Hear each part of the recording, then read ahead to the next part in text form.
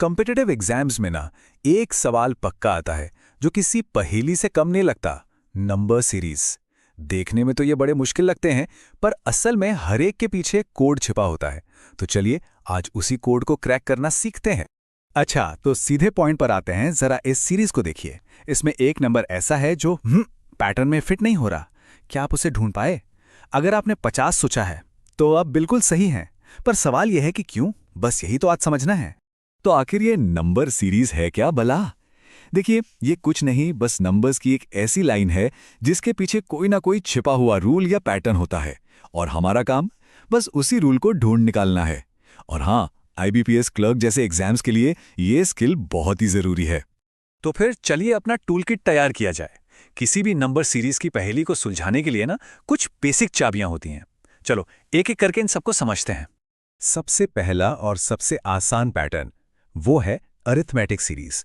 इसमें होता क्या है कि हर अगले नंबर को पाने के लिए हम एक फिक्स नंबर या तो जोड़ते हैं या घटाते हैं, बस।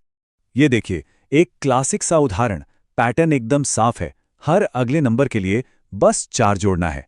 देखिए, 12 में 4 जोड़ा तो 16, 16 में 4 जोड़ा तो 20, और इसी तरह आगे बढ़ते जाएंगे तो अगला नंबर क्या होगा? बिल्कुल सही, 32। ये सबसे सिंपल टाइप की सीरीज है। चलिए अब अगले पैटर्न पर चलते हैं, जियोमेट्रिक सीरीज। यहां खेल प्लस माइनस का नहीं है, यहां बात होती है गुणा या भाग की। इस एग्जाम्पल में देखिए नंबर्स कितनी तेजी से भाग रहे हैं। यहां हर स्टेप पे नंबर को 2 से मल्टीप्लाई कर रहे हैं। 2 का हुआ 4, 4 का 8, 8 का 16, और ये रफ्तार तो बस बढ़ती ही जा रही है। तो यहां सबसे बड़ा क्लू क्या है?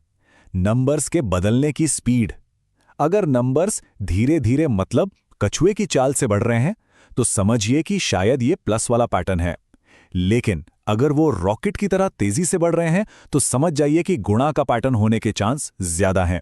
अब एक ऐसे पैटर्न की बात करते हैं जो बहुत बहुत कॉमन है, स्क्वायर्स और क्यूब्स पर बेस्ड सीरीज। इनको पहचानना मतलब एक जबरदस्त शॉर्टकट हाथ लगना। ये रहे कुछ सबसे कॉमन स्क्वायर्स और क्यूब्स। और हाँ, एक प्रो टिप देता हूं, एग्जाम में टाइम बचाने के लिए ना कम से कम 15 तक के स्क्वायर्स और 10 तक के क्यूब्स जरूर याद कर लीजिए, बहुत काम आएगा।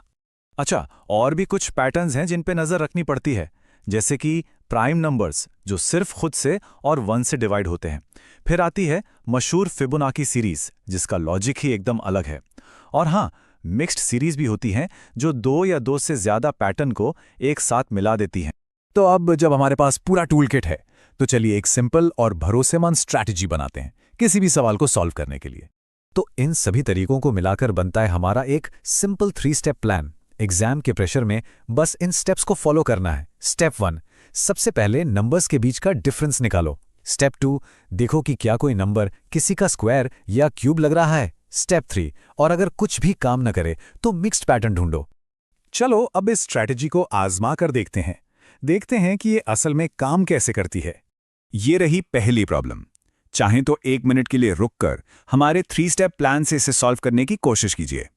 चलिए इसे साथ में सॉल्व करते हैं। स्टेप 1, डिफरेंस देखते हैं। 12 से 7 मतलब -5, 7 से 21 मतलब +14, 21 से 16 मतलब फिर से -5। अरे वाह, पैटर्न तो मिल गया।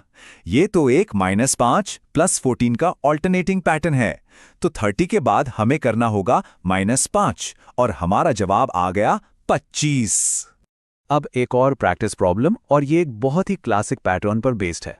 ये एक बहुत ही खास पैटर्न है, फिबोनाची सीरीज। इसका रूल बड़ा सिंपल है। हर नंबर अपनी पिछली 2 नंबर्स का जोड़ होता है। देखिए, 0 + 1 हुआ 1, फिर 1 + 1 हुआ 2, फिर 1 + 2 हुआ 3। तो इसी लॉजिक से अगला नंबर होगा 3 + 5 यानी कि 8। बहुत बढ़िया।